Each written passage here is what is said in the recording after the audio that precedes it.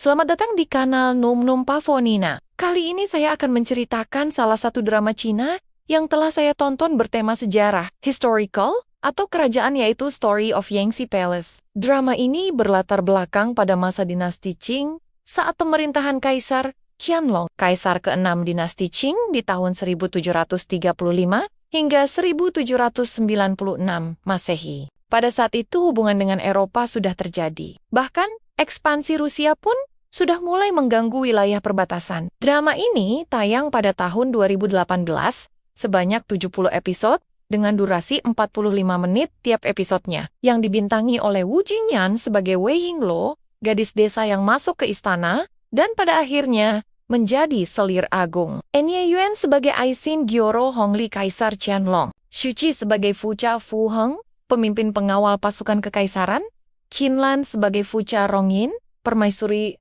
Xiao Xianchun, permaisuri pertama Kaisar Qianlong, pimpinan pertama dari semua harem di Istana Tanjuo, sebagai Gao Ningxin permaisuri mulia, Gao Drama. Sejarah ini digubah dari novel Xiaolian Mao dengan judul yang sama. Mao sendiri terinspirasi dari naskah Yan Xigong ciptaan Zhou Mo. Drama ini bermula ketika Wei Yingluo, gadis desa yang tidak bisa menulis dan membaca bertekad masuk ke kota terlarang sebagai dayang istana. Menurut catatan sejarah, ia masuk ke istana pada tanggal 18 Maret 1741.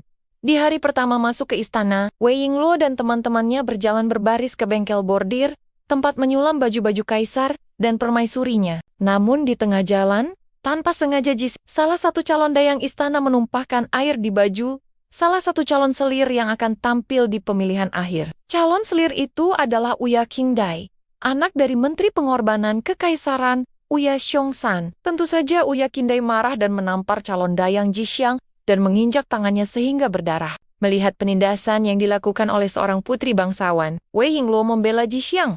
Dan dengan kecerdikannya, ia berhasil membujuk Uya Qingdai agar memaafkan Jixiang dan meracik bedak dan bubuk wangi untuk diinjak sepatu Uya Qingdai. Setelah diinjak, terdapat jejak bunga teratai berwarna merah. Wei Yingluo mengatakan ia menyimak dari seorang guru yang mengatakan bahwa permaisuri mulia Pan dari dinasti Qi Selatan akan menorehkan teratai emas di tanah. Di sela-sela langkahnya, bunga teratai pun mekar. Begitu indahnya tak terlukiskan kata-kata, sehingga permaisuri Pan pun memenangkan hati sang kaisar. Dan Wei Yingluo mendoakan agar Uya Qingdai dapat bangkit dengan setiap langkah dan mencapai tujuan yang diinginkannya. Mendengar hal tersebut, Uya Qingdai mengampuni nyawa calon dayang Jixiang dan dengan hati gembira melangkah ke acara seleksi selir. Calon dayang Jixiang bertanya kepada Wei Yingluo, mengapa ia membantu Uya Qingdai mencapai tujuannya menjadi selir kaisar. Padahal Uya Qingdai sangat kejam. Namun dijawab oleh Wei Yingluo,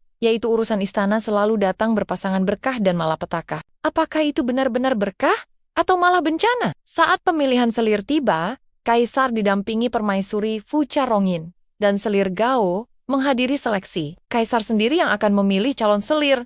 Apabila Kaisar tidak menyukai penampilan calon selir, maka Qasim akan mengumumkan untuk mengambil tanda pengenal seleksi calon. Selir dan calon selir yang telah gugur akan mengambil bunga yang telah disiapkan di luar ruangan. Tiba giliran Uya Qingdai selir Gao mengomentari ada jejak yang tertinggal di permadani. Jejak itu berbentuk bunga teratai. Namun Kaisar memerintahkan pengawal untuk membuka sepatu Uya Qingdai.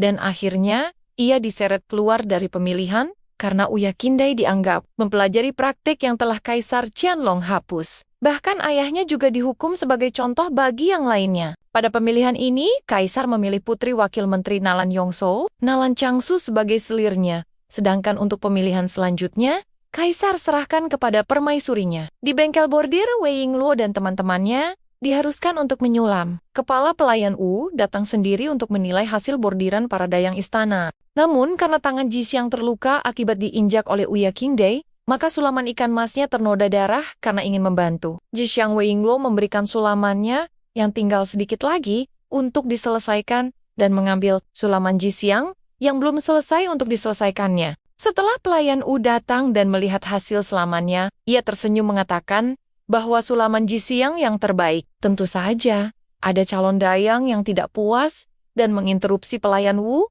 dan menceritakan apa yang terjadi. Dengan cerdik, Wei Yingluo menjawab bahwa ia berkolaborasi dengan Jixiang untuk menghasilkan sulaman satu kesatuan. Dan akibatnya, dayang yang menginterupsi dikeluarkan dari calon dayang dan namanya dihapus. Di Istana Changchen, tempat permaisuri tinggal, dikirimi oleh paduka kaisar sebuah plakat yang besar bertuliskan bermeditasi di dalam dan gambar Taisi sedang mengajari putranya. Mulia kaisar sangat berharap permaisuri mengikuti Taisi sebagai teladannya dan menjadi seorang permaisuri yang berbudi luhur. Sejak pangeran kedua Yonglian, putra mahkota meninggal dunia 3 tahun yang lalu, tahun 1738.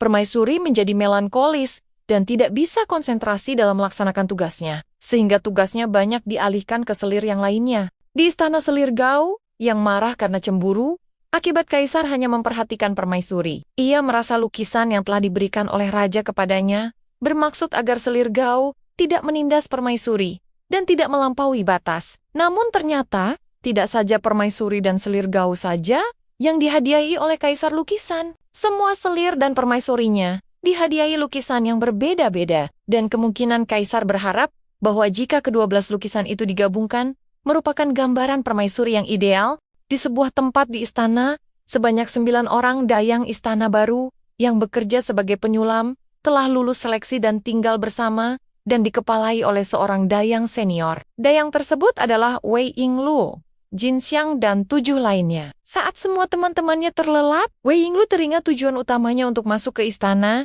yaitu membalas dendam atas kematian kakak perempuannya. Dulu kakaknya merupakan pelayan di istana, tapi dia diperkosa dan dibunuh dengan cara dicekik. Kemudian mayatnya dikembalikan ke keluarganya dengan cara yang tidak terhormat, yaitu kejahatan tak termaafkan, membuat martabat keluarga Wei jatuh bebas. Mayatnya tentu saja tidak diterima di pemakaman keluarga, sehingga harus dikremasi. Mengingat hal tersebut, menjadikan hatinya semakin kuat, walaupun dia tahu bahwa di dalam istana, salah sedikit nyawa yang akan menjadi taruhannya. Sebagai penyulam istana, Wei Yingluo berusaha keras agar hasil sulamannya indah dan sangat menakjubkan, sehingga banyak yang iri atas hasilnya. Pada saat menyulam untuk hadiah permaisuri Fu Carongin, benang emas untuk menyulam disembunyikan oleh seseorang. Namun Yingluo tak gentar, dia bisa menghadapinya dengan berdalih sedang menghemat dan memanfaatkan bahan yang ada. Sehingga permaisuri Fu Carongin menerima alasannya.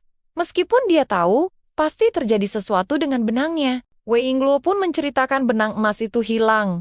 Ada yang sengaja menyembunyikannya. Naas, malah yang menjadi korban adalah temannya sendiri. Selain itu, Wei Yingluo harus duel membuatkan baju untuk kaisar. Namun si penyulam jahat mencuri baju sulaman Yingluo. Ia tidak tahu jika Wei Yingluo tahu maksud hatinya dan sengaja membiarkan satu jarum tertinggal di kerah. Rivalnya itu tersingkir dengan dakwaan mencoba menyakiti badan raja dan menghilang dari istana selamanya. Permaisuri Fu Carongin akhirnya meminta Yingluo masuk ke istana Changchun dan menjadi pelayannya. Itulah yang diinginkan Wei Yingluo, masuk ke istana Changchun dan mendekati adik permaisuri, Fu Cha Fuheng, yang merupakan tertuduh utama pelaku pembunuhan kakaknya. Permaisuri Fu Carongin sangat menyukai Wei Yingluo dan mengajari banyak hal, dari tata krama, baca, menulis, dan aturan-aturan dalam istana. Permaisuri menganggap bahwa Yingluo adalah dirinya versi muda, yang ceria, bebas, mampu menyelesaikan masalah, dan bisa melakukan hobinya. Dirinya di masa lalu telah terkubur